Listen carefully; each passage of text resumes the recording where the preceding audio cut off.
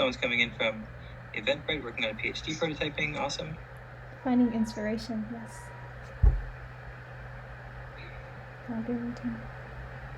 People from Calgary, California. I think that's what CA is.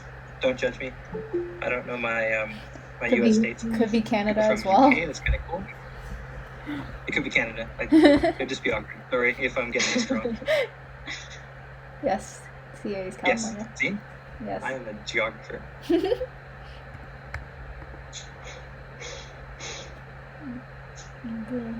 People coming in from England as well. Mm-hmm. So for those of you who are just joining, we're just having a quick conversation about if this is your first NOVA event or if you've been to a bunch before and sort of what drove you here and where you're from. So do go ahead and toss that into the chat. We're very curious. Mm-hmm. And then also listen to how bad I am at geography and place names.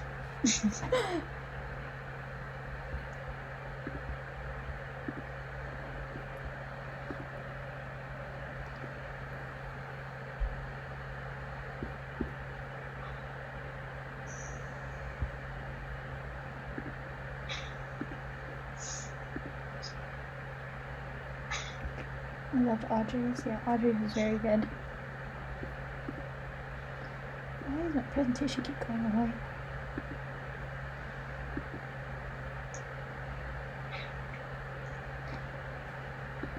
Now this is the slightly awkward part where I have to admit I don't understand technology that well. Can you guys see my head? Like, is my picture showing up in this, or is it just the presentation? We can see you.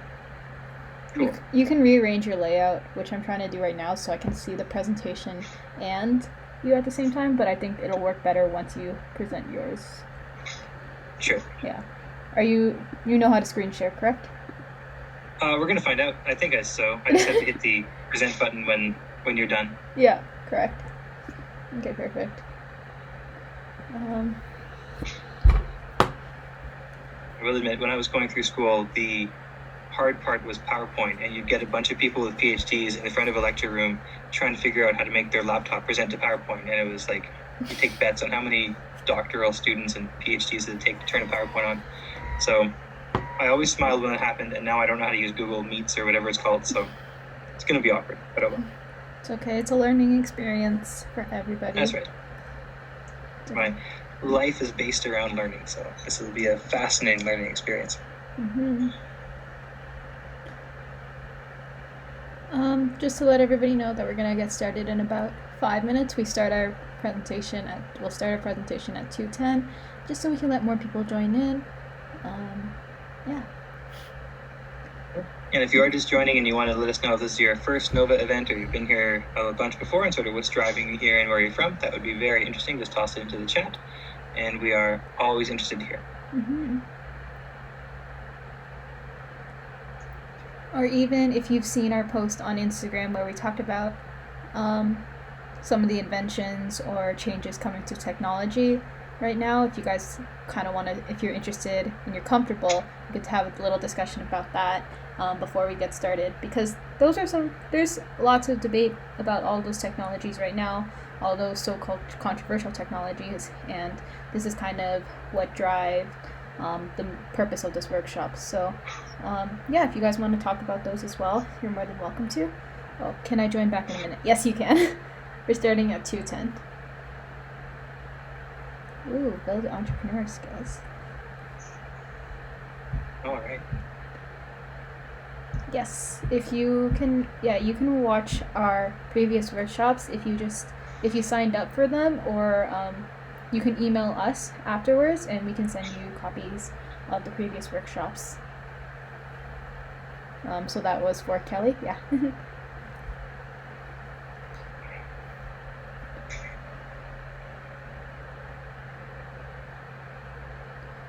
For those of you interested in entrepreneurial skills, the absolute best advice I was ever given by someone in business is that the technology is about 1% of the business. So he was my advisor, and he kept on getting a bunch of people saying, what about this amazing new thing I have? And he just kept on saying, sure, your technology isn't the problem. The technology is the thing you're going to solve no matter what, but you still have to figure out how to sell it, how to get people to want it, how to make sure it's legal, all that sort of stuff. And so in his business, he said, yeah, my actual technologies was a very small amount that I worked on. The rest of it was just building the business and making sure it would work. So entrepreneurial skills is much, much more beyond just the cool tech you have. So be very much aware of that. It was eye-opening for me when I heard it. I think that's eye-opening for me too, because I have never coded in my life, and that kind of relieves me. I'm here to find how my designs and ideas so they become more successful in business settings. Yes. Cool. So many entrepreneurial people. Yeah, and that's sort of what we're going to be talking about today, is how, like, sure, the technology is cool, but it's sort of one leg to a chair, and you can't just have a single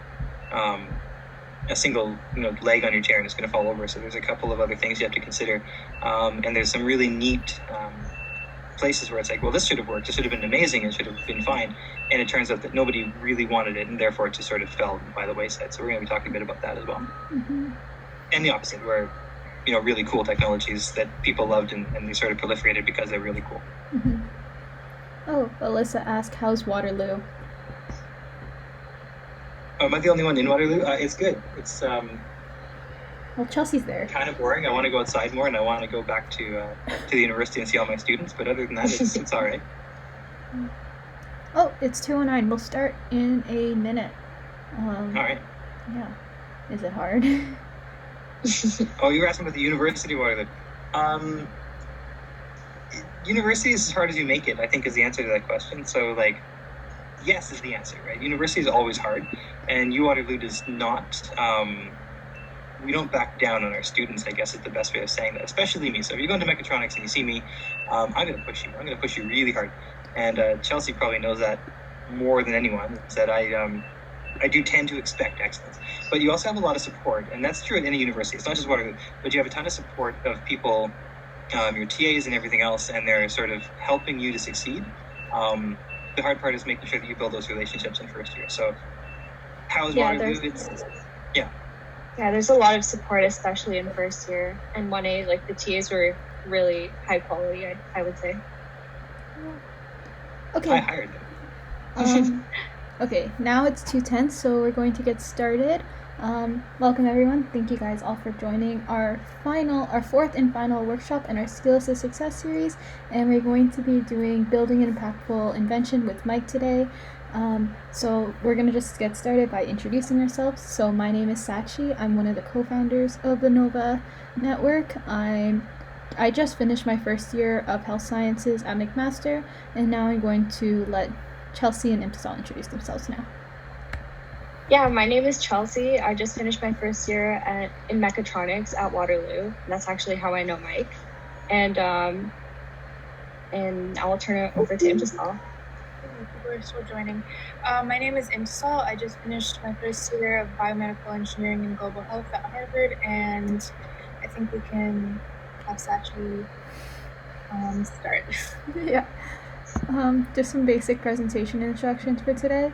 To make sure that this goes as smoothly as possible, please keep your video on mute if you're not speaking, and we are going to be recording the entire presentation anyway, so if you guys ever miss anything that cuts out, we'll send you the recording afterwards. If you have any questions, please ask them in the chat, and we'll address them either throughout or at the end of the presentation whenever Mike decides he wants to. But yeah, it's the same chat function that you guys were using just to kind of introduce yourselves here. And if you ever experience any technical difficulties, just feel free to leave the call and then join again, and hopefully that solves the solution, I think, like 90% of the time. Now I'm going to turn it over to Imtisal. She'll talk a little bit more about our organization. Yeah, so Nova is an organization that actually originated from Fort Credit STEM. If any of you guys are from that area or go to that school or just know the school, we started it through our school STEM council in 2017. So officially this is our third year as an organization, but we've just rebranded it to be open to everyone, not just Fort Credit students, and so we've renamed it Nova, and we are planning a bunch of different events and activities, a literary journal, an internship program, and we wanted to kick off all of those events by hosting these virtual workshops. And we also have a lot more things coming soon, so be sure to check out our social media. On Instagram, Facebook, and LinkedIn, we're at Nova X Network. Yeah, and now I'll introduce today's workshop is on building an impactful invention by Michael Cooper-Stachowsky. Mike is a tutor at the University of Waterloo, and he helps incoming engineering students transition from high school. He was also a volunteer overseas with Engineers Without Borders, and now I'll hand it over to Mike to start this workshop. Alrighty. Hello there. Now I have to learn how to present. Let's see how this works. So go to present now, and then choose. I can do this, everyone. Don't you worry. Oh no, that's the wrong thing. There we go. That was just awkward. Can everyone see the presentation now? Let's hope for the best. Yes. All right, super. I am learning. So like I said, we're going to be talking about impactful inventing today. And the first part's going to be a little bit theoretical. We're going to talk about what impact is. So when we say the word impact, what do we even mean? And then we're going to transition into looking at a couple of attempts at making impactful inventions. And one of them did not work out. One of them did work out just great. And we're going to see what exactly the differences are between those two sort of impactful uses of technology. So that's a good way to say that. So before we can talk about an impactful technology, we have to explain to ourselves and sort of understand what is impact. And when you're dealing with such a question, I'm going to be honest with you, I'm not going to give you a very satisfying answer. And the reason for that is because I wish I could just nail it down and say, this is exactly how you make an impactful technology and the 10 steps you need to follow when you're done, but I can't do that. Because, first of all, this is sort of cliche, but the world has always changed, right? So if we gave this presentation even 10 years ago, the access to technology that we had then would be completely different than what we have now. And, 5 and 10 years from now, it's going to be totally different. So some things that we noticed happening, 10 years ago when I started my graduate studies and my PhD, 3D printers didn't exist. The smartphone revolution had just started about 3 years ago. The iPhone came out in 2007. Windows 7 was still being used and Windows Vista was still being used and all that sort of stuff. And so there wasn't really, a culture of makers. There wasn't a huge culture of sort of the small startup, that small entrepreneur really getting that going. One person working in their basement, starting up a bigger company and so on. And that is only in 2010. We're in 2020 right now. And the world is completely different looking back even that far. And so nowadays, you have people coming into university and they have, 2 3D printers at home, and they can physically produce the technology. And, you have high school students who have taken probably more classes in coding, entrepreneurship, and business than my entire university career. So this is why it's really difficult for me to say, this is the way you make the impact technology. Because honestly, 2 years from now, if you rewatch this presentation, you might sort of find it quaint because the world has changed that much. So if you were hoping I was going to give you a nice list, I can't. But one of the things we do need to know about impactful technologies and impact in general is that it is complicated. So it's not something you can just do because you want to. It's something you need to really work at.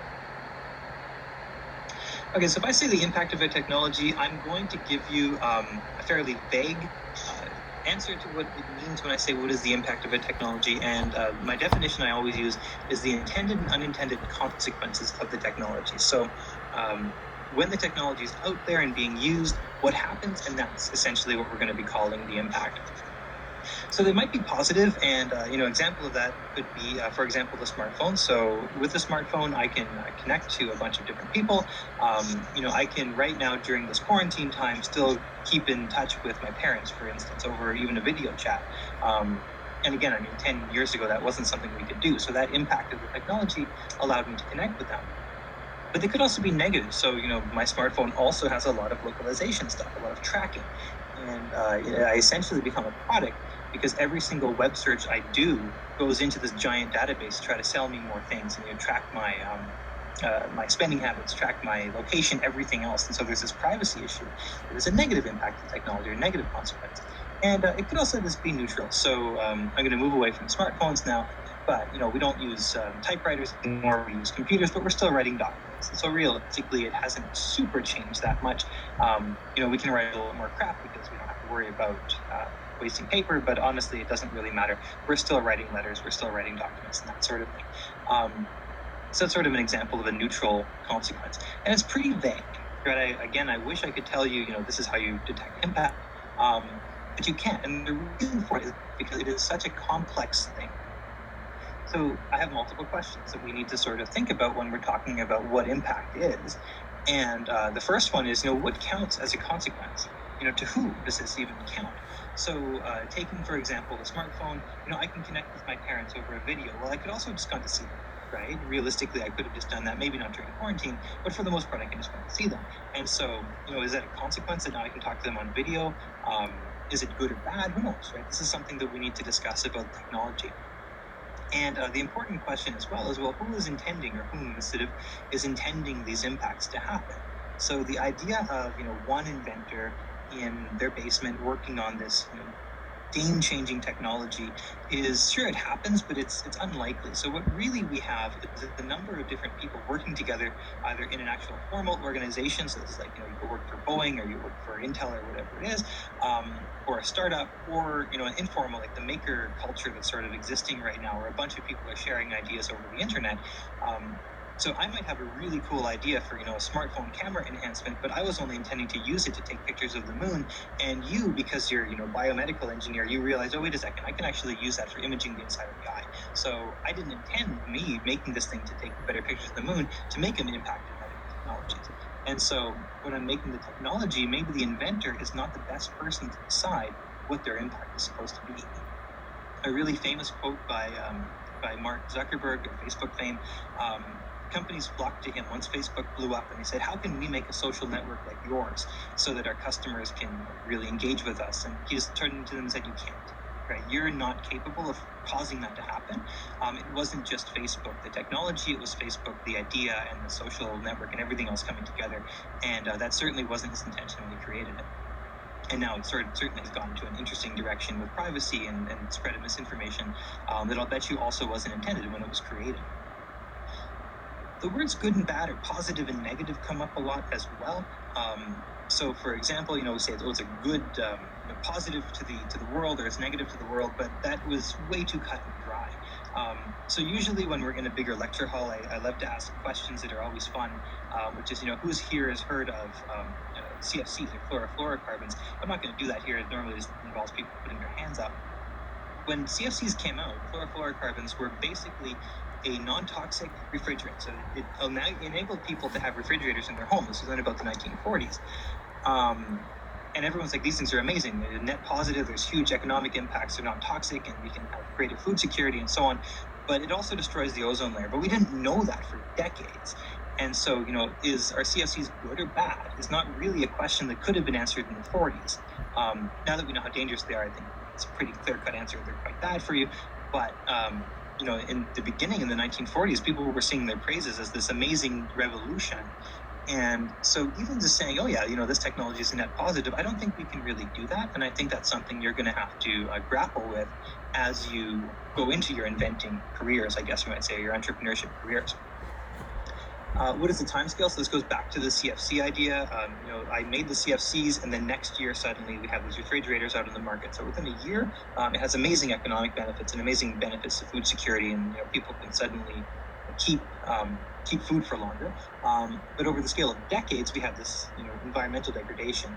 And so when we're looking at positive and negative, we have to think about, the good of the many. Is it better to have food security over, for example, environmental damage? And in fact, humanity has resoundingly answered that question with CFCs as, we'll figure out refrigerators in a different way. We cannot destroy the ozone layer with these things. But that took decades to come to. And I'm going to skirt around the idea of ethics, I promise. Ethics is a really big topic. Okay? You can get degrees in ethics, and I'm not going to force us to do that. But the idea that we have to think about before we act, is this consistent with the code of ethics, either of my profession or a personal code of ethics that I've created? And that's extremely difficult to do. So I wish that I could tell you right now that, impact is only positive if you do the following things, but that is impossible. And you might find that you're going to have to iterate. You think you have a really great and positive impact, and you put your technology out there, and it turns out, oh no, wait a minute, people are using this for intended or unintended consequences that are negative, and you're going to have to sort of iterate on that. And once it's out in the wild, then you're going to have an issue reining it back in. So what's the ideal case? Like, what is it that I'm going to be using for the remainder of this discussion? We can debate this forever. We can debate what positive and negative is, and that isn't really the point of our discussion here.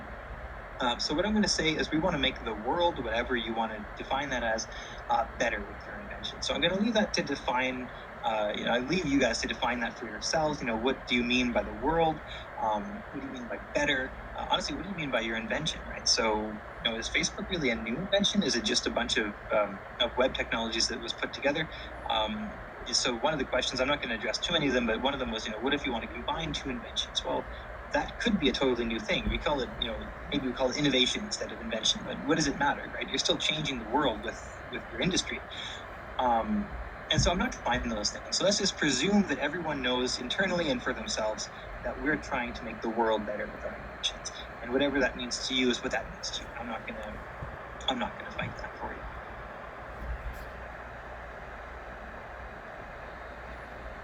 If we can't define impact, then we're gonna have a lot of difficulty understanding how to measure it and then how to predict it. Everyone's here because what they want to do is produce an invention that has a certain impact that they have in their mind. I want to help people live longer, happier lives. I want to reduce the incidence of slavery or human trafficking, whatever it happens to be that you want to have a positive impact on. But how do you measure this and how do you predict it? And it turns out that is not an easy thing to do. There are probably more places you can have impact than just these four, but I'm going to focus on these four because it's just, honestly, it's easier. Okay, I'm going to be a little bit lazy today. So the first one would be your actions and your behaviors. I want people to change what they're doing in a positive way. A really interesting example of that would be bicycles and biking laws and all that sort of stuff. Current people are sitting there and they're driving into work. Well, hang on a second. You only live 5 kilometers away. So how can I influence your action? How can I influence your behaviors so that you're biking into work, both for your health and for environmental impacts and all that sort of thing? The next is the environment, which is the giant bubble should be probably the biggest thing we have in there right now is due to the climate crisis, and we have this. How can we make a positive impact on the environment? How do we even measure that? I determine that well-being and actions and behaviors are different as well. So well-being are things like access to healthcare, access to technologies that enable you to communicate and all that sort of stuff, and be heard and participate in the global economy or participate in your community or all that sort of stuff. So that's what I say by well-being. And it's different from just impacting your actions and behaviors, and it goes into how you feel about those actions and behaviors and how you feel about your own situation. So that's another place to look for impact. And then probably the debate could say there's something, another big circle could say economies or economics. And what we're learning very, very slowly is the idea that, a drive towards profit is not always going to then be a drive against, social well-being and environmental well-being and so on. There's some very, very interesting technologies that are out there right now that are driving economic change and basically making people rich, creating jobs and all that sort of stuff, while at the same time are focusing on positive environmental impact. So it's not two sides of the same coin. It's not like one type of impact is better or worse than another one and all that sort of stuff. But the idea that there are these multiple dimensions to where we can find impact and how we even define it and how we measure it and predict it are things that we're going to have to address as you work towards bringing your products to market and sort of getting people to take them up. And I should mention that as well. So I just said bringing your products to market. You might be thinking of doing nonprofits. You might be thinking of doing, say, even open source software. So I'm not saying that you're going to have to do a selling thing or whatever it is. Entrepreneurship can take on many forms, including working with non-governmental organizations, volunteering, that sort of stuff. So don't imagine that I'm just telling you exactly how to make money off of your invention. But I do just want you to consider that the economic impact is typically pretty big and something that people always consider. Now, one thing before we go on, there have been a bunch of questions in the chat, but I have sort of been ignoring them. I will get to them at the end, but if someone from Nova can do me a favor and sort of write them down so that we don't lose them in the chat bubbles, that would be very helpful. So let's talk a little bit about predicting impact and talking about, let's say that we have this great technology and it's a bike helmet. Okay, so everyone hopefully uses their helmet. I really hope, I certainly do when I bike. But what happens if you force people to wear helmets? So it's not legal, it's not required, a legal requirement in Canada to wear a bike helmet. In some places it is a legal requirement, in some places it depends on your age. And so what if you say, no, you know what, helmets are a technology with a positive impact. It positively impacts health, positively impacts well-being because you're not in the hospital, you're not that sort of thing. So we're going to mandate that everyone has to wear a bike helmet. Now, ideally, what should happen is these injuries and fatalities will decrease. So the bike helmet protects people, and therefore by forcing people to wear a helmet, therefore you're protecting them from those things, and ideally biking is safer. Unfortunately, it's not quite that easy. So all the intended impacts on the left-hand side are probably things you'd imagine that, well-meaning legislator would hope would happen. So we'd have, reduction in head injury rates. Makes sense. If you're hitting the curb without a helmet on, you're hitting the curb with a helmet on, you're going to be protected more. So that's the intention there. Similarly, therefore, you're going to reduce the time you spend in the hospital and potentially also reducing fatalities.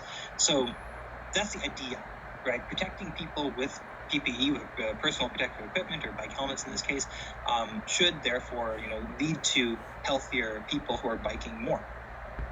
So what actually happens when you do that? First, it's super important for me to say it depends very much on the jurisdiction. So it depends on where you are. And what's interesting is that the data I have here actually comes from Australia, where people just stopped biking. They said, you know what, if you're going to force us to wear bike helmets, we're not going to do that. So we're just not going to bike.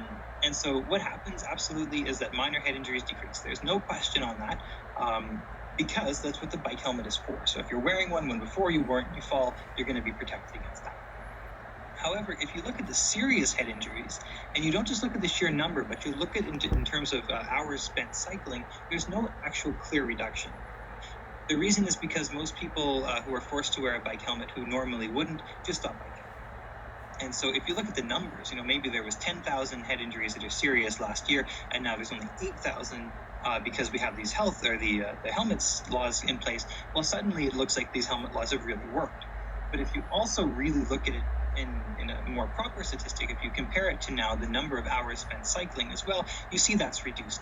And so ultimately the number of serious head injuries per hour spent cycling doesn't decrease. The reason for that is because if you fall on your bike and you're not going too fast, if you hit your head on the pavement, it's going to protect you. That's what a bike helmet is for. But if you get hit by a car, where you're going down a hill really, really quickly, and then you wipe out and you sort of hit the curb with your head, the bike helmet isn't really going to protect you with that. You have more than just your head that needs protecting, and serious impacts are not really protected there. And so in terms of if you consider it by number of hours spent, there's no difference, and what you've actually caused is people to stop biking. So that's a negative impact, not a positive. Okay, but now we have to have an interesting question or an interesting thought and conversation and all that sort of stuff. Is that good or bad? Right? So ultimately, if you look at the sheer numbers, the number of fatalities and serious head injuries have decreased. So that sounds good to me, right? That we have a clear reduction in minor head injuries because we're wearing the helmets, and we have a clear reduction in the sheer number of people who are hitting their heads and really getting seriously hurt, potentially dying. Awareness of dangers is increasing, so people now know that wearing a helmet is going to make them safer. They may choose to just not bike, but they know it's going to make them safer. And a question we might have, well, is fewer cyclists a good thing or a bad thing? So in a city like Toronto, which is, for those of you who are not from Canada, Toronto is in Canada, it's quite congested. Biking isn't the safest thing you can do. In fact, there's a big battle going on between, whether they should be building more bike lanes or whether they should be allowing cars to just sort of dominate and that sort of stuff. And there's actually quite a bit of political debates going on about that. So if you're in downtown Toronto, super crowded or whatever it is, maybe fewer cyclists at this time, given the design of the streets, is in fact a good thing. But then if you think about Waterloo, where I live, it's really easy to bike around this town. It's not very congested. The streets are very large, even downtown. And so fewer cyclists here is a bad thing because that means more people are getting into their cars and more people are creating these emissions. So it might depend, right? You can't just say it's blanket an amazing impact that we've solved all these problems. Maybe it depends very much locally as to where it's going to be. And sometimes injuries aren't prevented anyway. So this technology that's designed to prevent these injuries isn't doing that. And so what does that mean to the technology and to our analysis? Okay. And this is what I want you to think about as you're moving into your development stage of your product or whatever it happens to be, your service. this question is almost meaningless. And the question that you're going to ask yourself, am I having this impact, this positive impact? Is my technology good? It's not something you're going to be able to answer. You're going to need to collect a lot of data. You're going to need to think about it very, very carefully. I can't tell you that a bike helmet law is good. In fact, I can't even tell you that a bike helmet is good. I still wear my helmet. I recommend everyone does. I might as well prevent minor injuries. I fall on my bike, I'd say once every 3 years or so, maybe once every 2 years. I do something silly, like I go across a train track the wrong way when it's raining and I fall. A little while back, I fell off my bike because I hit a rock while I was going down the hill, that sort of thing. I was glad I had my helmet there, but I was going to bike to work anyway. Whether it's a law or not, I'm going to use that helmet. A question we need to ask, is the net benefit of cycling better with more cyclists despite the potential risks? So there's a lot of people now who are going to be kept out of the hospital for longer because they're getting cardio, for example. And so we have much more deep questions to ask than just in the immediate term, has someone's head been prevented from getting a scratch or whatever it is? We might ask a question, okay, well, now that person's not biking and that person's not gaining the exercise benefit. So it is entirely possible that your technology and by extension, the bike helmet laws, they're only good in certain places and certain circumstances. In certain places, how do you recognize those circumstances? How do you really make that positive impact happen where the positive impact can happen? And how do you prevent the negative impacts from spreading into places where it shouldn't? And those are questions you're going to have to grapple with. Okay. So how do we get from an idea of positive impact to actual positive impact? And I'm going to say that positive impact is certainly caused when laws, attitude, and technologies are in agreement. These are sort of the three posts of a three-legged stool, if you want to call it. It's a chair. If any one of them is missing, it's going to fall over. So, for example, what happens if your technology is illegal? Right? This is something that we don't often think about when we start making a technology because, it's a really cool idea, so we're going to go ahead and do that. But it actually turns out that a significant number of ideas people have are illegal in different places in the world. A contemporary example would be SpaceX and their Starlink internet. They have to apply for permission to provide the internet in every single country that it could be accessed. And so in Canada, it's probably going to be fairly easy because we have a fairly lax and open internet. You can more or less access anything you want within the laws of the country. But there are certain countries that tightly control their internet. And so, for example, Starlink might just be an illegal technology there. So it doesn't matter that the net impact of access to the internet, the capacity to communicate is positive. If you literally can't do it in the country that you want to work in or in the jurisdiction you want to work in. The next one is, well, what if no one wants to use it? Right? You might have the coolest thing in the world and nobody wants it. And suddenly it doesn't matter if it's legal, it doesn't matter if it's going to make extremely positive impacts or anything like that. It doesn't make a difference to anyone. And this actually, this is the bike helmet idea. But also, believe it or not, smartphones did not start with the iPhone in 2007. There was a number of different smartphones that came along before 2007, but no one actually really wanted them. So everyone had essentially three devices. If they were on the go, the first one was your laptop. The second one was something like a Palm Pilot, which is an ancient device that just sort of kept your contacts in there. It was sort of a very precursor to a smartphone. And the next one was your cell phone, which typically was only a phone. What Apple did when they came out with the iPhone is they made it cool and they made it easy to use. And that's when the smartphone revolution really happened. It wasn't because smartphones didn't exist. People had ideas about smartphones for probably a decade or more before the iPhone came out. But Apple said, okay, well, no one wants to use these things. Let's fix that problem. And they did with the iPhone. So when you're looking at your technologies or you're looking at your ideas, you have to think about, let's do our market research early. Let's talk to people and say, do you want this? Here's a prototype. Go and play with it. What's wrong with it? Break it for us. And getting that feedback really early and often is going to make your invention much more impactful, or at least make more people want to use it. The impact is slightly different. And then finally, what if technology that wasn't working? So, when laptops first came out, they had a battery life of like an hour or two. That wasn't really enough to do anything. Now I can unplug my laptop and I can walk around all day. But back in the day, turn of the century, around the year 2000, when your batteries only lasted for a couple of hours, not everyone had a laptop. So similarly, if you're, say, doing mobile health application, something that's supposed to diagnose something, and you only have a 70% positive rate, when a person could do 99% or more, then your technology doesn't work. And you're going to have to recognize that even though the potential impact is still technology is going to be huge. You can diagnose people who otherwise wouldn't be able to access that healthcare. You're going to have to accept the fact that until it's better, it's simply not ready. You're going to have to deal with that as well. I do want to showcase some technologies where these three aspects actually do work together and work together really, really well. And there's something that I personally really enjoy, which is mobile health, or mHealth. Mobile health is probably one of my favorite applications of modern technology, because it's so simple, and yet it required such an incredible buildup of technologies before it was even possible. And this is sort of what I've been hinting at for the past 10 years, is that mobile health was practically impossible 10 years ago. Not enough people had the technology for it, whereas nowadays we would sort of raise an eyebrow if someone says, I don't have my smartphone. But what is it? What is this mHealth or mobile health thing? It's basically use mobile devices. So I use my smartphone. I don't know if you can see me, but just in case, I'm holding up my smartphone. This is a $200 smartphone from Freedom Mobile, and it is perfectly capable of running mobile health applications, which is an incredible revolution, where I don't need $1 million MRI machine anymore. I need a smartphone and maybe a little bit of enhanced camera. And the idea is you deliver healthcare services using your smartphone, mobile technologies, and maybe a little bit of augmentation. I'll show you what those look like in a minute. Primarily what they're for is people without easy access to doctors. And this doesn't necessarily mean that you have to be, in a super rural community where the nearest doctor is 500 kilometers away. But right now, we are in this pandemic where we all have to stay home. So as an example, a really interesting example in Ontario, we have the health line. You can actually call in to talk to a nurse and ask questions saying, should I go to an emergency room? And that sort of thing, it did exist before mobile phones, but it's something that sort of has exploded because, if I don't have to go to an emergency room, if I don't have to waste that time or waste the doctor's time, then that's something that's really positive. So it's not just for places where, the nearest doctor is super far away, but we're going to see that those technologies are really, really helpful in those situations as well. This graph is rapidly becoming unintended. So it only goes up to 2020, which is this year, which is really handy.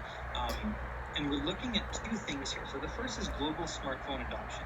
And hopefully this raises your eyebrow as well. So for those of you who actually are tuning in on a smartphone, the idea that in 2010, maybe about 10% of people had a smartphone in the world globally. And in Africa, it was somewhere around 5% of people. This is primarily sub-Saharan Africa. I know that Africa is a very broad place, and it's sort of difficult to lump it into one place. So I do apologize for that. I don't have data for the continent as a whole, primarily in sub-Saharan Africa. So what we're looking at is this explosion in global smartphone use. And the reason that Africa is focused upon is because it is a place where they actually skipped something that we did here in North America and in Europe, and in Asia as well. Around the turn of the last century, so around 1900, what people did here was we created these vast networks of landlines. These are the actual telephone lines or telegraph lines and that sort of thing that eventually, start powering the internet and everything else. And so even 10 years ago, everyone had a landline telephone. Africa skipped that entirely, and they said, why are we bothering with this landline network that's going to cost billions and trillions of dollars when in fact we can just make everything mobile? And so they're benefiting from that growth in technology. And so everyone is now just getting a smartphone. So why not? Right? Why not just own a smartphone? Then we don't have to worry about landline networks. We don't have to worry about any of that. And that changes the equation significantly, because now that everyone has these things, we can use them for mobile health applications. And so suddenly one of the legs is there. Everyone has technology when it works.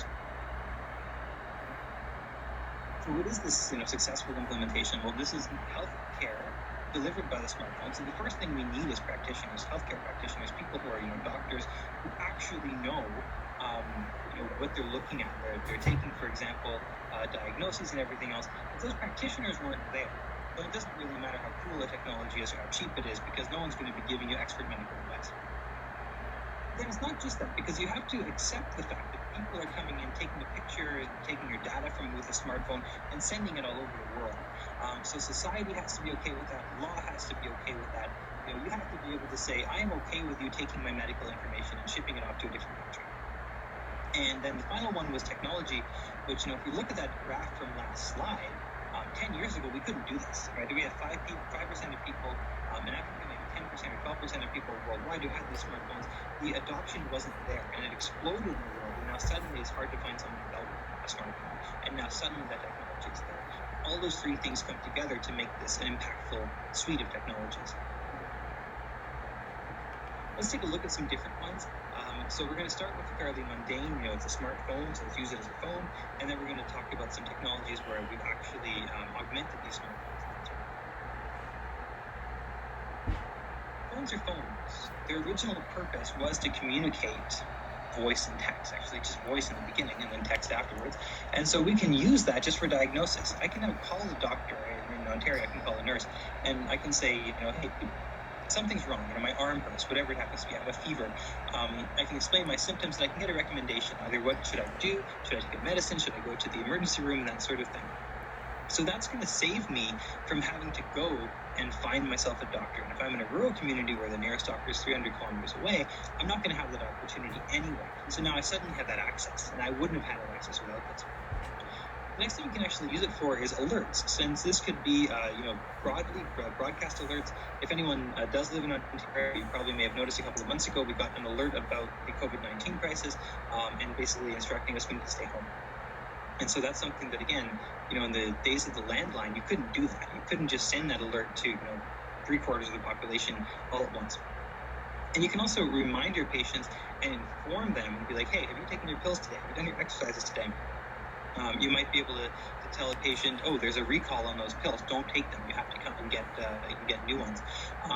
And again, that how would that have happened 20 years ago? You'd have to go and find the people with the pills to maybe send them a notice in the mail and that sort of thing. But they've already been taking contaminated pills for 2 weeks. Suddenly you can just text them and say, hey, that batch was contaminated. Throw them out and go to a drugstore to get more. And finally, this is the touchy subject, you can actually collect their data as well. So as a patient, I can text my progress. I can say I'm finished the course of antibiotics. I can send that to my doctor, or I did my exercises to professionals can also send data. They can say things like, I'm noticing a lot of fevers in the town I'm working in. It went from 1% of the population on average to now it's about 10%. It's increasing. I'm concerned. What can I do? And that data collection can happen. We're going to avoid the problem in today's talk about what it actually means to collect that data and store it and all that sort of stuff. Okay, so I'm aware that that's a very touchy subject, and I'm intentionally avoiding that. That is for you guys to figure out. Smartphones, many more things. They have the internet on them, they have GPS localization and so on, and you can actually create specialized apps. And those apps might just be something as simple as, during the COVID-19 crisis, when you woke up today, did you have a fever, yes or no? You hit yes or no, and you send it off and you're done. That's the entire data collection you can do. Or surveys as well, you can do a bunch of other things. The importance of the fact that we don't need to use the smartphone as an actual phone, that we can tap things into an app or whatever it is probably mind-blowing, because a long time ago when you had to go and see a doctor, if you were someone who was vulnerable and you weren't able to go out of your home on your own, or you weren't able to contact a doctor without having a family member or someone else present sort of listening in on that, that's definitely one problem. And now suddenly you can just discreetly text your doctor, hey, something is wrong here, what do I do?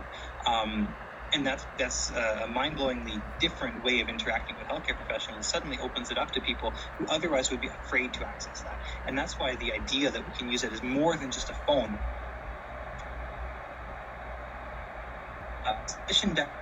Those points together. It was 3 beats, so it's something called Nokia data gathering. And what they were able to do was create this app. And what it was doing was tracking an outbreak of dengue fever, so that rather than sending healthcare professionals into every single community, if there was a community that did not have an outbreak, you wouldn't send anyone there. You wouldn't waste those resources. You'd send them all to places with the outbreak, contain that outbreak, and then you can do some real-time monitoring and containment. So the idea that we can just use what's already on our phone, that sort of localization, to make that positive impact is incredible. But we wouldn't be able to do that if the government said no. You can't just go and start taking health information, doesn't really matter where you are, without approval. And so again, it's not just the technology that matters. You have to get that approval to do it. And now suddenly we can enhance them. So it's not just a smartphone anymore. You can actually build things to attach onto your smartphone. That's what we're going to see in the next couple of slides. The idea that, this new explosion in the makerspace and everyone is sort of tinkering now in their basement and sharing all that information, you can actually enhance your smartphone fairly easily and to do some really incredible things. and they're very, very low cost. So now let's say that an entire suite for doing, ophthalmology, so the actual detection of issues in the eye, might be hundreds of thousands to millions of dollars. Well, okay, fine, you're not going to get that. You're not going to get this $1 million, eye scanning suite. What you're going to get is a couple of $100, and you're going to be able to diagnose 80% of the problem. So it's going to be something that will be better, but it's not going to replace hospitals. This is not something simple. And they're very, very simple. They're designed to work with multiple devices. It's designed to work with relatively low training. And that's things that drove this technology to be taken up in the world, is because it's not you don't need a doctor anymore. You need someone who understands how to use the app and then sends it off to a doctor. We're going to look at two companies today, which is Biosense and Peak Vision. They are my two favorite mobile health technology companies. So Biosense, they have some really neat smartphone modifications, and essentially they make a lab-made mobile. And there are two products. There are probably more, but the two I love the most is UCheck and Touch HP. So UCheck is urinalysis via smartphone, and it can do diagnosis of a number of different underlying illnesses simply by looking at a patient's urine. It is a very inexpensive lab-made mobile. And the incredible thing about both these technologies is you no longer need a doctor to run these tests. To analyze the tests, you certainly do, but that's just data you can send elsewhere.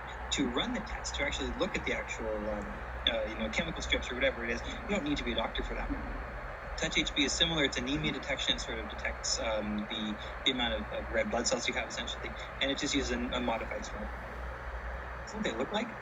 So, UCheck, which is the first one they came out with, is literally a box with a smartphone that goes on it and analysis. Paper strip, and the paper strips are very, very inexpensive. They're impregnated with chemicals that change color depending on the diagnostic test you want to do. And the box just makes sure the lighting works out. And that's it. That's the entire UCheck system. And you take a picture, basically, you send it off to someone to diagnose. So there's not even intelligence involved in the app. It's just there's a picture, it gets sent off, and it gets diagnosed, and then you get the diagnosis back. And that's the level of simplicity that you can do with a smartphone. I mean, it's just a plastic box with a couple of paper strips. Touch HP is a little bit more complicated. I don't actually know how it works. I wish I did. I'm not that kind of doctor. But basically, it goes onto your smartphone camera, and it detects anemia. And then, again, that's going to be sent off to a doctor for diagnosis. So the really cool thing about this is that you don't need to be a doctor to use their technologies. When you're coming up with your technologies and you're thinking about, where am I going to make this positive impact or whatever it happens to be, just remember that, the technology itself doesn't matter if people can't use it. If it's too hard, no one's going to want it. If it isn't cool enough, no one's going to want it, that sort of thing. So you're going to have to think about the user every single step of the way. And that's exactly what UCheck did. With Biosense did. So the idea there, we're going to train technicians to use smartphone technology. And these technicians can be people, if you have a bicycle and a smartphone, you can do this. You don't need extensive medical training. And the really cool thing is that the data can be sent off to physicians. And this is not Biosense's unique model. There's actually a number of very interesting places that do that. There's another one called Nighthawk Radiology. And what they do basically is they have, you go to a place and you get your x-ray taken or whatever it happens to be, and then that just gets sent off to a doctor somewhere else in the world. You don't have to employ a doctor and stuff. Similarly with Biosense, it's just a technician just needs to take a picture and send it somewhere, and they can be anywhere in the world. You can be taking a picture in rural Ghana, and it can go to a doctor in Canada. It doesn't really matter. And that's going to give you a diagnosis and also some further recommendations, all that sort of stuff. It's going to connect you to the healthcare world you otherwise did not have the capacity. But to make it work, it's not just a technology. I'm going to say that again when we look at Peak Vision. You need an extensive network of technicians. One person on a bicycle isn't going to do it. You need a lot of people doing that. You need an extensive network of physicians, probably fewer.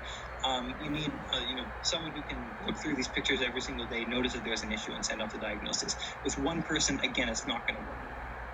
You have to have the community okay with it. The community has to be okay not being seen by a doctor anymore and not being able to talk to their doctor, interact with them physically, just getting the random text saying, oh, by the way, you need to lay off sugar, whatever it is. That's something that, you're going to have a very, very different conversation with community members. And finally, there has to be legal, right? The medical data that we have is very highly protected in many, many places in the world.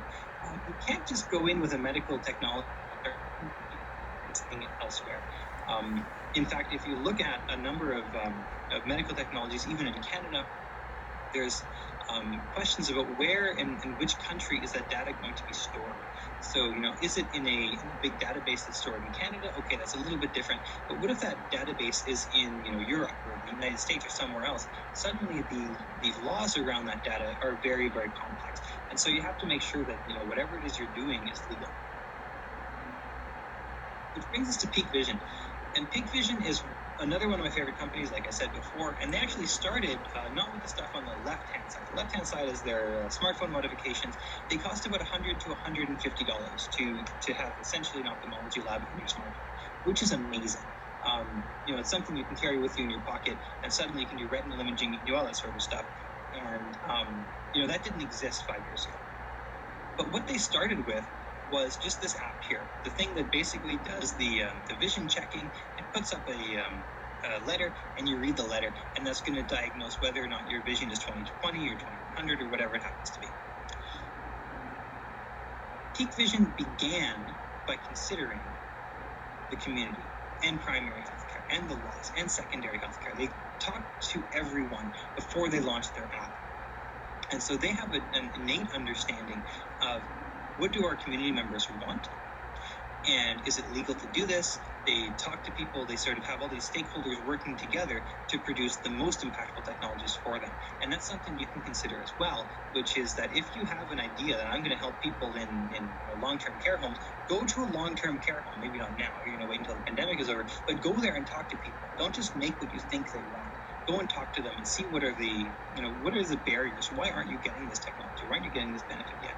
And if you start doing that, then it's going to help you to further tailor your technology. And the technology doesn't have to be spectacularly cool. This Peak Vision thing, the app, I bet you if you go onto YouTube, you will find a tutorial that lets you build their app. Okay? It's just showing letters. The technology doesn't matter. It's the community buy-in and the impact that you want to drive. So with the future, well, I think that some of the people have already been talking about this in the chat. So we have things like automatic diagnostics, sorry about that. So we take this image, and rather than sending it off to a physician, maybe we're going to get a diagnosis. Monitoring, so it's something where, you can have, now that I have a smartphone and I'm a patient, maybe I'm going to get the technology myself, and I'm going to do that monitoring myself. So I don't even need a technician. I can do it myself. And of course, AI, right? AI is the big buzzword right now. So maybe AI is going to be doing something. But we have to consider something. What about privacy? Okay, so I completely skirted around that idea, but you're suddenly getting people who are trained only as technicians. So if you're a physician in many countries in the world, you're taught not only the medicine, but also the ethics, and you're taught how to deal with their data and confidentiality and everything else. But if you're just training a technician to go and take a picture, then how do you know and how do you guarantee that privacy is there? Even so, who owns the data and who stores it? If I have data and maybe there's a data breach, so now what happens, right? Suddenly, everyone knows that I might have a medical condition, and that's going to be a problem because that's very, very personal information that I do not want out there. And so we're going to have to consider these problems. How do you secure that? And how do you make sure that it's being sent all over the world that it stays secure? And how far can you take it? So the smartphone, it's seen some really amazing headway in things like showing people images or modifying the camera, but it's not an X-ray machine, right? It's not $1 million MRI machine. So there's still some diagnosis that you can't do with a smartphone, and that's why we still have hospitals. I don't think that's ever going to go away, but we might have a significant capacity to expand into different markets we never really thought of, just by thinking about how the makerspace works and different technologies we can have. How do you ensure quality, and what happens if laws change? So when you're thinking about your own impactful technologies that you're trying to create, you cannot just consider how cool the smartphone is and how amazing, cool, we can do infrared imaging using the smartphone. Let's use that to detect fever. Okay, great. But the laws change, you're not allowed to take those pictures anymore. So suddenly, what leg is your company standing on?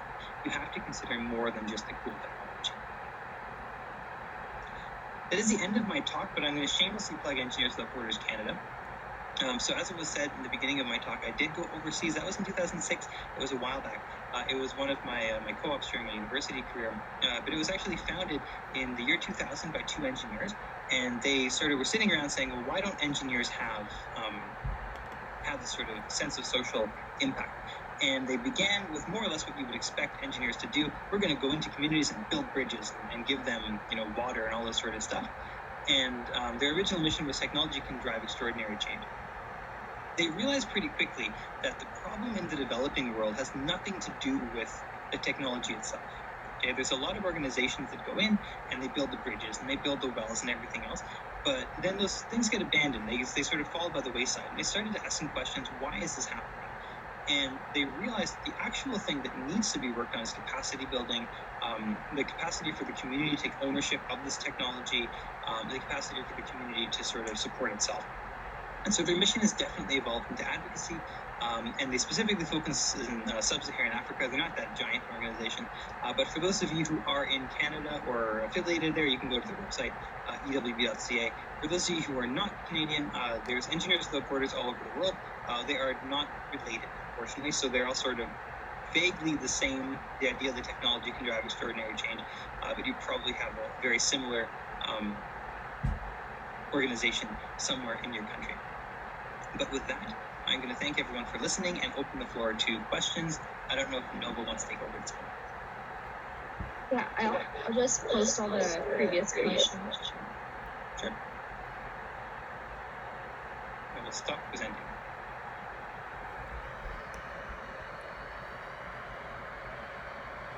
And if people want, they can also unmute their mic to ask the question.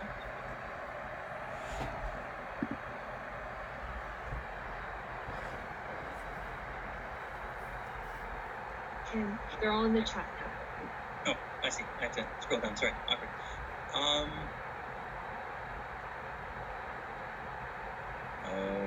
Okay.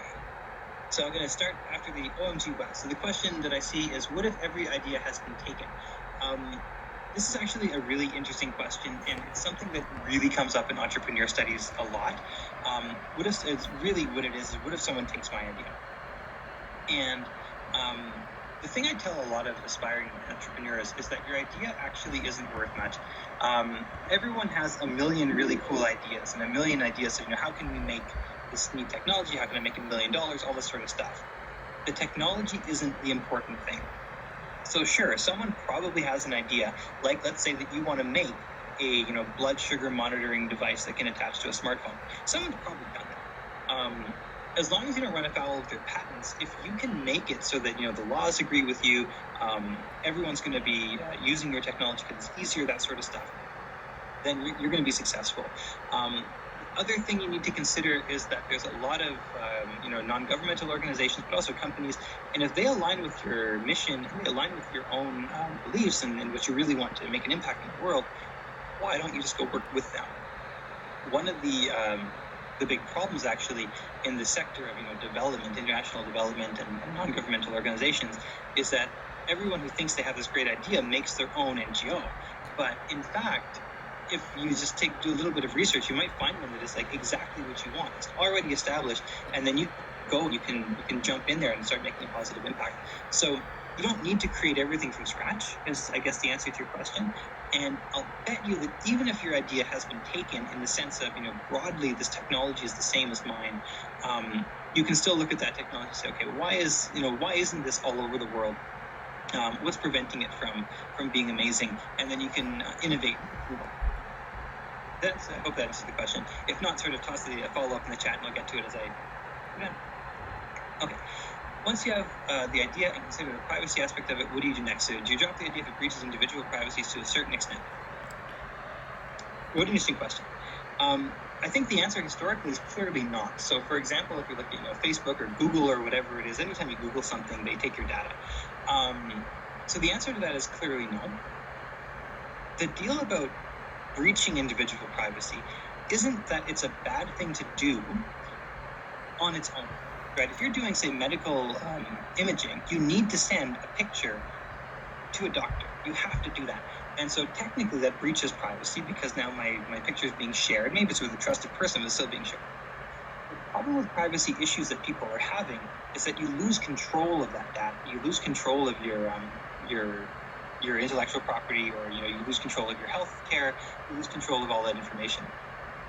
what you want to make sure is that that data does not get compromised and that you're not selling it. And then I don't think that you're going to have much of an issue with buy-in. What you will have an issue with is convincing people that you're serious and you're actually not doing that. So Google's motto back in the year 2000 was "Don't be evil." They wanted to not be a company that was mistrusted, and that hasn't worked out for them 20 years after their founding. So when you come up with your idea and you say, okay, I have a serious problem now because there's going to be some privacy issues that we need to deal with them. Right? Make sure that the data is being safe, that there's laws in place, and that there's a privacy policy in place that doesn't make people mistrust you, and also respects that privacy. And then I don't think you're going to have much of an issue. I hope that answers your question. How did I get to volunteer with EWB? So the way that I got to volunteer with EWB, they actually came into my first year engineering lecture, basically, and they started talking about EWB, and I was at first extremely skeptical. I basically thought, you can't just toss Without Borders after something and then suddenly you have a new organization. And so it took me about a year to realize that it wasn't what I thought it was. So I was very, very skeptical because I thought they were just, going and building bridges and sort of, which it most certainly wasn't at that time. They definitely changed their mission by that point. So what happened then, they sent out a call for volunteers, and they actually do this every year. And I was called a junior fellow. I don't think they call them that anymore, but the idea is a 4-month internship overseas. And I interviewed for it, and I trained for it throughout the year. I actually have to fundraise for it. So Engineers Without Borders does not charge you to go overseas, but they do expect you to fundraise to pay for you going overseas. So it's a little bit different. A lot of organizations sort of for $3,000 will send you over. EWB doesn't do that, but you still need to help to raise the money to do that. And then I passed the interview. They asked me questions about my philosophies of social impact and international development and the way the world was 14 years ago. And I guess I just got through. But being an overseas volunteer wasn't the only thing you can do. And this is true not just with EWB, but for many other, non-governmental organizations and a lot of places you can volunteer at. There's a lot of impact you can have here. And actually, in Canada, one of EWB's big thing is awareness and driving and understanding that our aid policies are actually hindering development in certain places, among many other things. And so you can actually volunteer here. And there's a ton of outreach events and all that sort of stuff. And basically, if you exist on campus, you go to an Engineers Without Borders meeting, and then you sign up. It's nothing really spectacularly hard to do. Now, this is, again, Canadian, so for those of you who are not in Canada, I can't speak to your personal EWBs in the US or the UK or wherever you're coming from. The one other thing I do want to mention, and that's before I get to Asmi's question, is that EWB is often referred to as Engineers Without Borders. So I know that they have the engineer term in their name, but it's not. It's open for basically anyone can access it. The reason that they're calling themselves Engineers Without Borders is because of that original message, because technology can drive extraordinary change. And they do tend to work more along advocacy, along technology lines, and so that's sort of why they're called EWB, Engineers Without Borders. But if you're in fine arts or whatever it is, they don't care. It doesn't matter if you're ready to volunteer. Can secondary students get involved with EWB? I believe the answer is yes. So they actually have a high school outreach program that probably is, again, I'm a little bit out of date, so they probably call it something different, but they probably have a high school outreach program and a lot of training and a lot of sort of stuff. If you head to their website, I will bet you that there's a lot of ways to get involved that go beyond just being on a university campus as well. So Alyssa has asked this question: how was my time at Engineers Without Borders? It was fantastic, is the answer to that question. So first of all, I got to go overseas, which was a completely mind-blowing experience to me. I went to rural Ghana. And before then, I traveled to the United States. I went to Europe and France and that sort of stuff. And that was my extent of world traveling. And so just to be immersed in a different culture and to be in a different way of living and that sort of stuff, absolutely mind-blowing to me. But even for, a lot of people who volunteer only in Canada, which again, don't just go overseas because it's cool, they offered a ton of entrepreneurial training, a lot of different ways of getting feedback, and they basically gave me a huge and deeper understanding of how the world can be positively affected and how change can be driven. So yeah, I highly recommend them. They were probably one of the most significant driving forces in my formative years throughout my university career. So another question is, what field or product type do I think is most successful? I'm going to give you a very terrible answer, and that is the one that people will use. So, again, I wish I could tell you, let's go to telecommunications and make the next cool app. But realistically, that is the wrong question to ask. I think you have to flip it around in a different way. And so you have to think about what impact do you want to have. And honestly, I don't need you to think about an impact in terms of positive societal impact. Maybe you just want to make money, which is fine. I'm not going to say that's a bad thing to do. So you need to find the pain. So find where someone is having a problem and help them to realize that your product or idea can help them to solve that.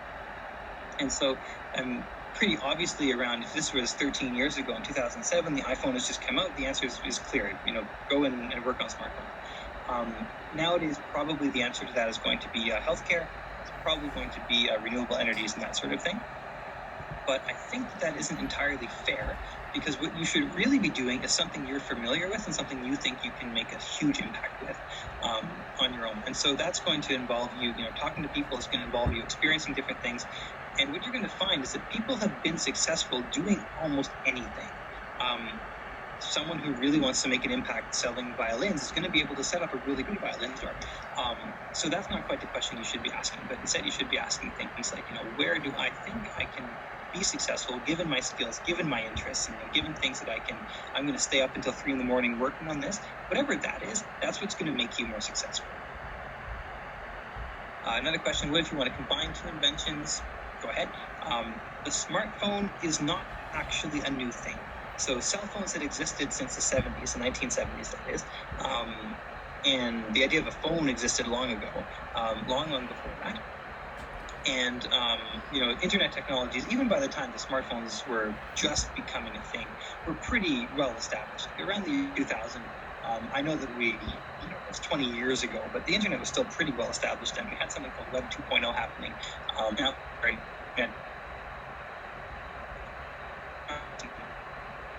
All this sort of stuff. Wireless technologies already existed. All those things existed, and all that happened was someone came along and did two things. And this is the story of Apple. First, they put it into a really cool package, right? Apple was building up its brand as being the cool company back in the day, which is 19 years ago, 2001. They came up with the iPod, and it became the cool thing to own. And so suddenly people started taking more notice of Apple, and it became almost a status symbol. And the next thing is they made it really, really easy for people to develop new smartphones. And that's sort of where they used to have a saying, there's an app for that, which is what really drove the purchasing and the use of the iPhone over the other things. And Android only started catching up around 2011, is because in the iPhone, if you wanted an app to do something, it existed because it was easy for people to create those apps and sell them to you. And so on that regard, every technology we have, right, the smartphone just being one example, is a combination of multiple inventions. You're not going into the ground and mining the metals yourself and anything else. You're putting it all together. So I think that if you consider it from that perspective, then don't worry about it. Don't worry about being the most original you possibly can be. Instead, say, well, this thing doesn't do this. Let's make it do that, and let's try to see if we can make it go with it. So how can you ask people if they'd like to buy a product in your production stages without people taking your idea?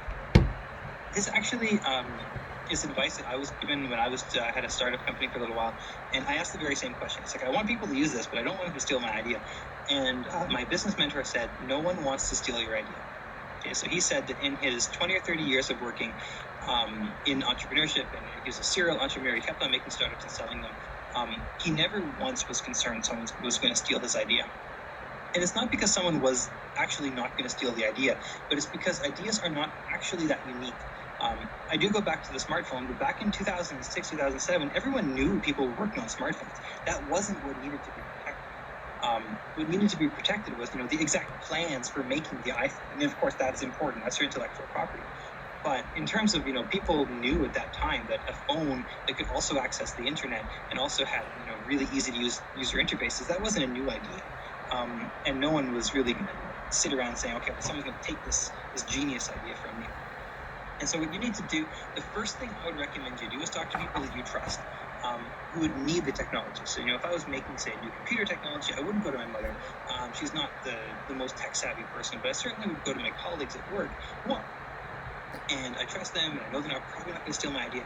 So I'm going to have them use it and give me that feedback. And then once that's ready to go, just start selling it realistically. So this is the other advice I was given by that serial entrepreneur person, my business mentor, is like, if you're ready to sell it, just start selling it. Sell it to your early adopters, all that sort of stuff.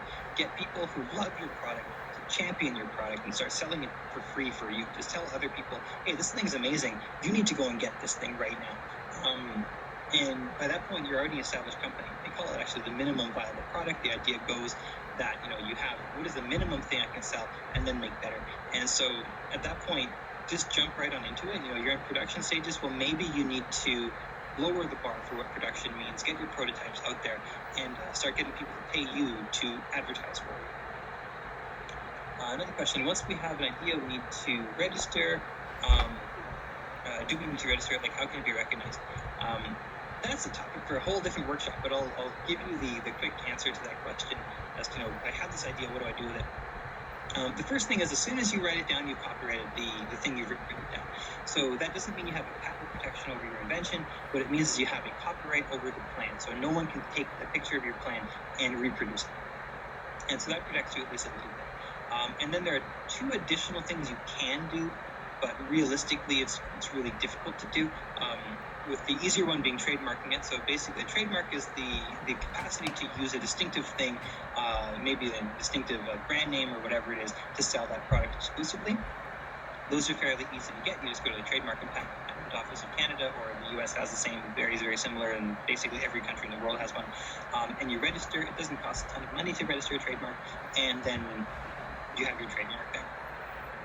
If you want a patent, which I really strongly recommend against for a smaller company, you can get one, and that would protect you. What you actually need to do, so a patent basically protects people from stealing your idea and selling it. But what you actually need to do is the opposite. You don't have to worry about your stuff getting stolen, not really anyway, unless you're working on something that is so unique and so world-changing that maybe you want to protect it with a patent. You have to worry you're not doing it to someone else. So people have patented crazy things.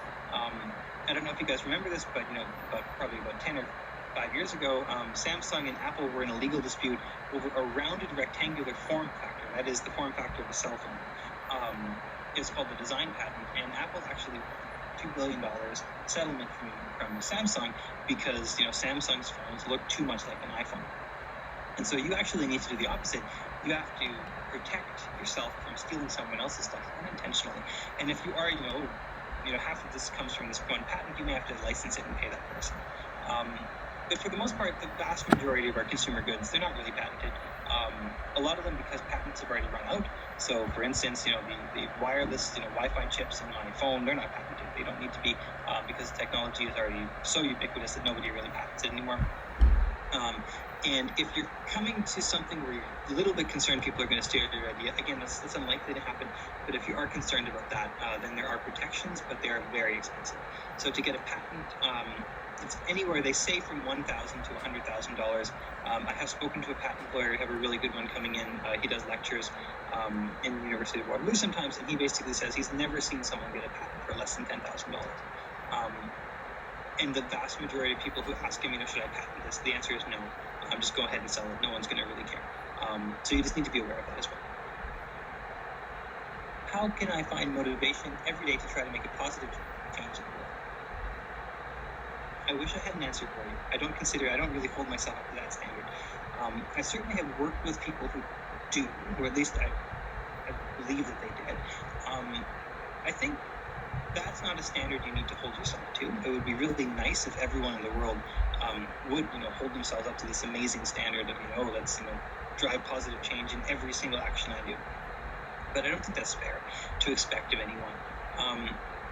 I think what you need to do is become passionate about something. And then if you're passionate about it and you're interested in it, then you're going to find ways to make a positive impact there. For me, honestly, it began with Engineers Without Borders, but realistically it's teaching. And I hope I make a positive impact in my students' lives. But, I stay motivated in teaching, not just because I'm sitting there saying, how can I make the best positive impact, but also it's personally fulfilling for me. I like to do it. I enjoy watching my own skills grow, and that keeps me motivated to also then, hopefully, positively impact my students' lives. Similarly for you, like let's say you really are interested in making a positive impact in the healthcare field, and you're super interested in a very particular sensor technology, use that to drive you on the days where you're just like, I can't think anymore about, the problems of the world I'm trying to solve. Then don't think about that technology and really get excited about that. Think about your business, really get excited about building that, or your organization, your volunteer base, or whatever it is, and use that to continue your interest in the field, and then come back to the positive impact once you sort of, fire yourself up again. I hope that was good enough advice for you, because again, I wish I could tell you I don't personally find motivation every single day and every single action I make to make a positive impact. I don't think that's a realistic standard to hold ourselves back to. So hopefully I've answered everyone's questions, but if you do have any more, go ahead and chat.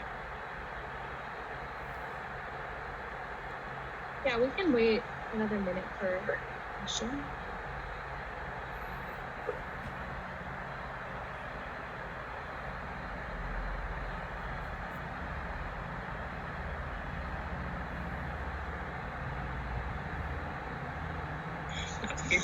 It would be. I can only speak to when I was there. So I stopped working with the organization somewhere around 2012 when I moved on to full-time work, so I sort of lost touch. But they were looking for more than just someone who was, dedicated to international development. This is probably good advice for anyone looking for any job. They're not just looking for someone who, hits all the points. They're looking for someone who is coachable, someone who is willing to receive and give good feedback, someone who's willing to grow. Knowledgeable, certainly, but if you sort of knew me in 2006, you may have known that I was not particularly knowledgeable about the field of international development.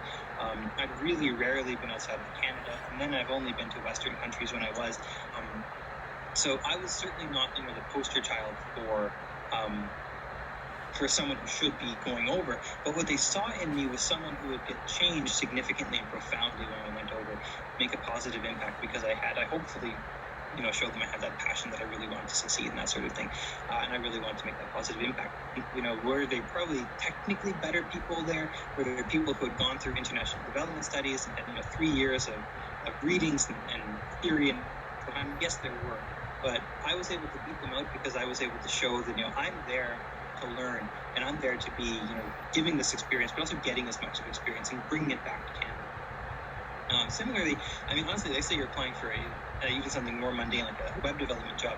If you're just going in there being like, well, I've mastered all these technologies, that's one tick of the box. But if you're then saying, I can also work with you on a team, I can also help to guide your product, and I also have all this experience underneath, leadership and of social impact, and I'm humble, and I'm ready to learn, and I'm ready to grow, that's going to make you so much better than the other person who's just slightly better, or even much, much better at those technologies, those specific things they're looking for. Yes. So they saw that I would take something from it. That was actually, so one of the things about the 4-month internship, we love to talk about the impact we have, and we love to talk about that sort of stuff. But realistically, 4 months is not enough time to make a positive impact in a community that you've just landed in. You're like, all right, let's do this. My placement was interesting. I don't honestly believe that I had a significant positive impact on that community. I certainly made some friends, that sort of stuff. But definitely the reason I went was to bring my experience back and tell people this is what it's like. And actually, a story that I have from that is I have an uncle, and that uncle is not necessarily the most worldly person. And I was able to show him pictures of my time in Ghana, and he was stunned. He said, it's not like it's on TV. His entire experience of Africa was as a single place filled with poverty. And I was able to bring back this idea that, no, it's actually, yes, there's poverty, yes, there are challenges there, but there are people who are making, significant strides. People are people everywhere. And that impact on him, I think, is my most lasting positive impact, where I was able to show him, yeah, I know you've seen these commercials on TV about what it's like, but that's not really what it's like everywhere. And that was not my experience. I was able to bring that experience back to him. And I think EWB saw that in me, for sure, that I could do that. I hope anyone should probably track down the people who sent me over and ask them, because it's sort of a question I asked when I was there. I sort of landed in, what am I doing here? And I still don't have a great answer, but it certainly has been a profound experience for me.